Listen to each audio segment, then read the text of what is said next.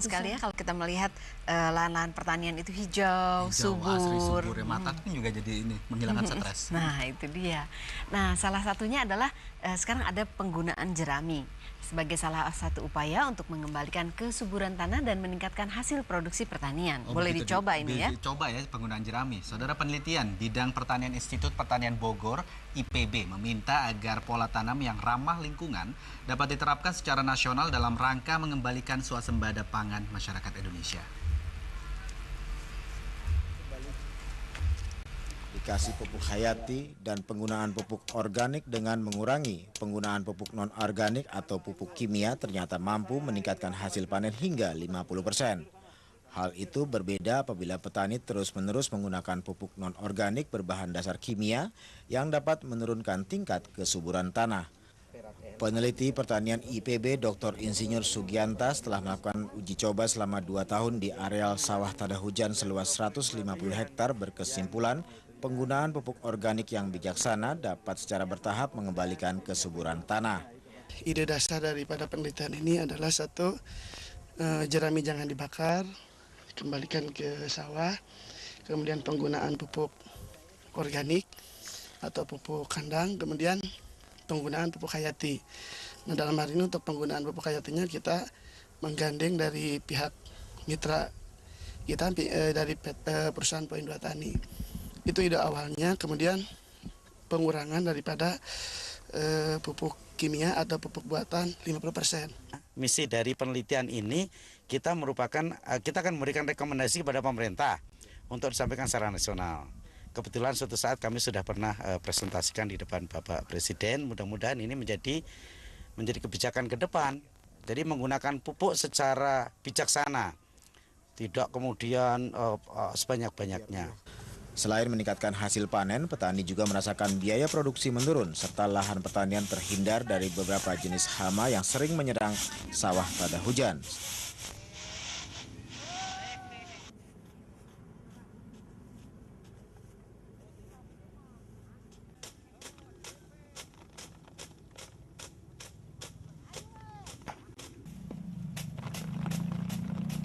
Itu pada barantakan kayak itu gitu, Bu.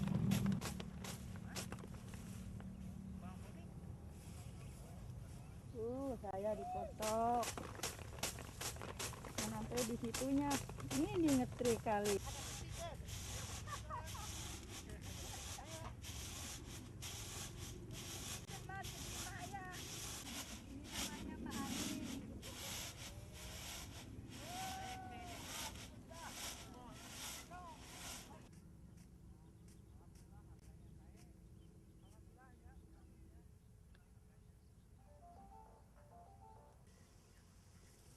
Ya udah, lu udah pakai aja deh, Iya, katanya direksi dipanggilin.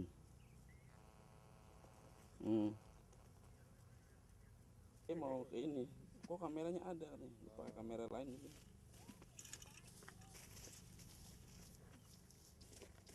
Ini gue padet-padetin bang, biar kelihatan ini kan hasil kan.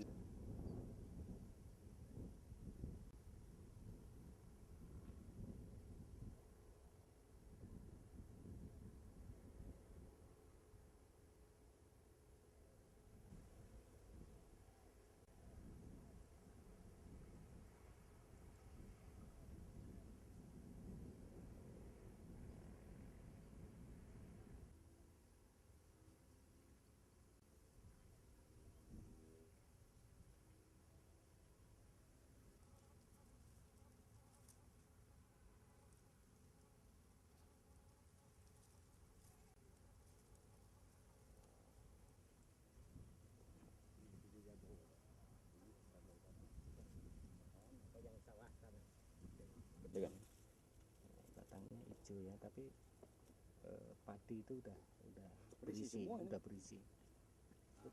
Kelebihannya dari situ.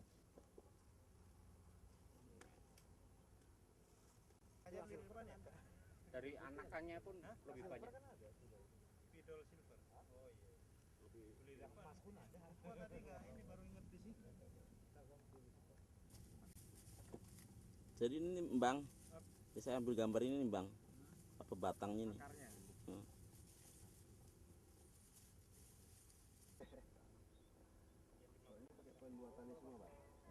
Ini dari awal peningkatan 1 ton lah rata-rata per hektar. Dengan masa tanam lebih cepat gitu kan. Dengan masa Rawan Timur 2014 sama 2014. Putar-putar biar sama. Biar sama. 2019 lagi. Belakangnya Pak. Nah, udah gitu cukup.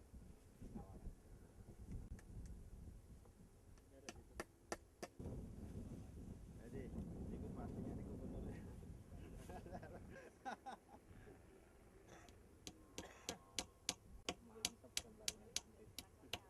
Bentar. Ya, silakan. Terus apa? Ambil ah.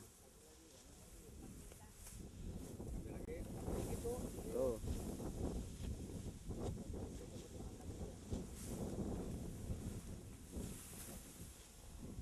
Apa?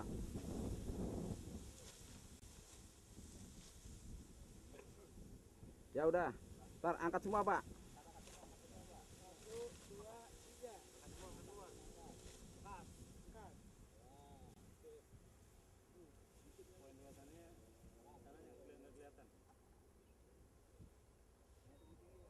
Agak turun, Pak. Diam.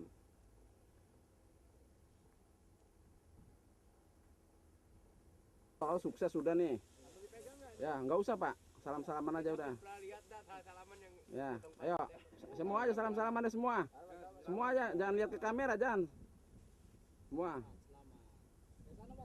Sama semua, jangan sambil jalan aja, salaman sambil jalan. Ya. Udah, semua aja yang ada di situ semua.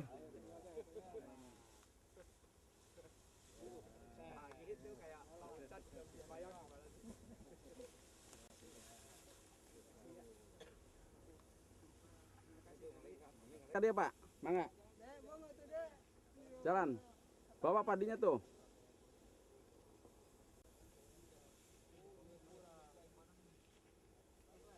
Ya udah, Pak.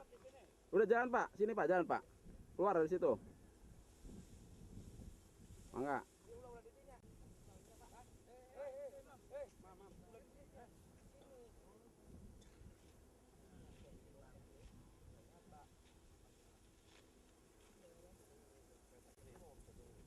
Udah, Pak, jalan aja sana, Pak. Biar visualnya agak hidup. Siapa dia nak?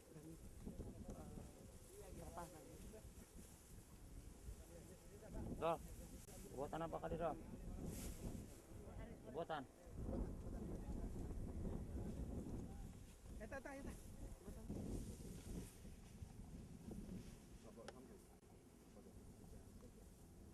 Air sih panas lagi kan. Karena eta. Ini pertanyaan saya mengenai cara sini bagaimana? Embeng ya? Embeng. Sebelumnya bagaimana? Tes, oke? Embeng, ya. Pak, pola penanaman lahan di sini bagaimana, Pak? Pertama, sebelum ditraktor satu kali, saya menanamkan kotoran hewan. Nah, udah setelah kotoran hewan, saya semprotkan poin 2 tani satu kali. Yang kedua kali, sebelum tanur 2 hari, saya masukkan lagi poin 2 tani. Jadi kelihatannya tanah halus, gitu. Kedua-dua, jadi sifat pertumbuhan padi itu beda. Bedanya si tanah itu lembut ya. Jadi istilahnya kalau misalkan dibandingkan sama kimia pool beda. Kalau pakai kimia pool keras, sedangkan pakai poin 2 tani lembut. Kemudian untuk batang padinya sendiri? Batangnya padi bagus, pertumbuhannya juga bagus dari awal sampai mau panen. Kemudian kalau kita melihat hasilnya sendiri bagaimana, Pak? Memuaskan saya. Bisa di berapa ton biasanya? Ya perkiraan 8 ton didapat lah. Sebelumnya? Sebelumnya saya paling 7 ton. Ya. Kemudian untuk ini sendiri, Pak, apa penggunaan biaya produksinya dengan menggunakan Ya jauh. Kalau misalkan pakai pool kimia, pakainya 4 kintal. Sekarang dipangkas setengah jadi 50%. Berarti kalau misalkan 4 kintal dipangkas setengah jadi 2 kintal. Pola ini sudah diterapkan oleh masyarakat sini, Pak? Sudah berapa lama? Kalau saya udah 2 kali. Hasilnya kemarin dapat 7 ton real. Tapi lihat perkembangan dari dulu, yang dulu sampai yang sekarang beda. Lebih bagus mana? Lebih bagus sekarang. Jadi ada kemungkinan lebih tinggi lagi Pak ya? Ada kemungkinan lebih. Gitu. Kalau lihat situasi padinya gitu ya. Harapan Bapak sendiri gimana Pak? Masalah untuk 2 tani sendiri sulit nggak mendapatkannya Pak? Enggak. Gampang. Gampang. Harganya? Harganya 120 per liter. Penghematan berapa rupiah Pak? Ya kalau dibandingkan sama kimia pool jauh. Berapa? Kurangnya? Ya misalkan harga pupuk 23, NPK Kujang kali 4 92. Ditambah kimia insek apa gitu. Jadi perkiraan 2 juta lebih kalau pakai kimia pool, tapi pakai sekarang hampir 1 juta lebih. Jadi menguranginya hampir setengahnya. Ya, setengahnya dari kimia gitu. Dan lihat dari sini pakai kimia pool sama pakai poin 2 tani, pakai pupuk setengah. Dilihat dari sekarang ini nggak kalah. Ya, Yang menggunakan bibit apa Pak? Ciherang. Ciherang, yang cocok Pak? Ya. Iya, cocok Ciherang. Yuk.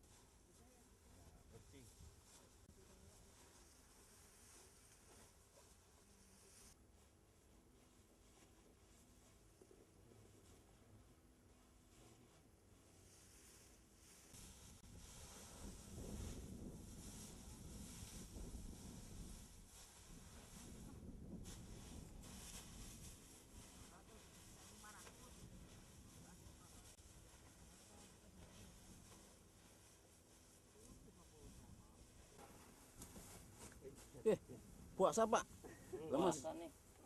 Saban, puasa Saban. Nafsu saking banyaknya gitu.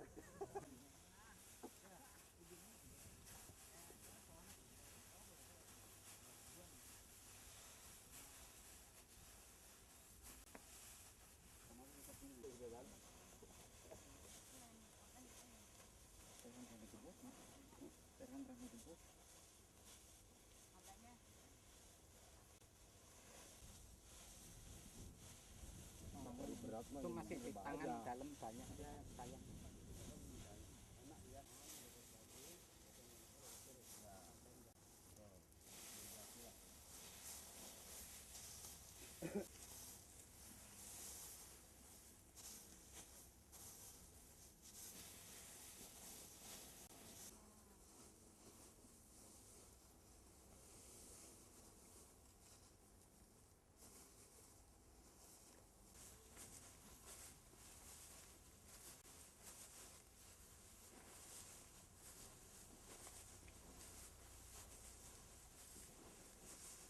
Perbedaan masyarakat.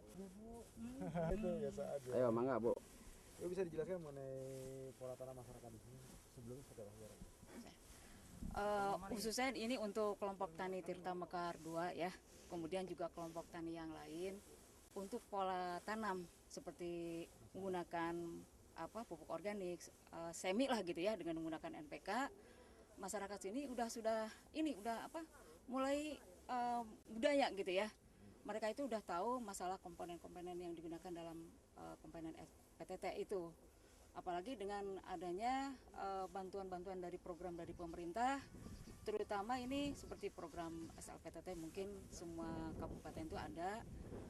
Khususnya di sini kelompok tani Tirta Mekar 2 ini sudah dapat ya, sudah 2 kali kalau nggak salah itu ya. Ini kelompok tani itu alhamdulillah bisa meningkatkan produksi Pak. Sampai mula-mula mungkin 5 ya. Alhamdulillah sekarang itu bisa sampai 8 sampai 10 ton.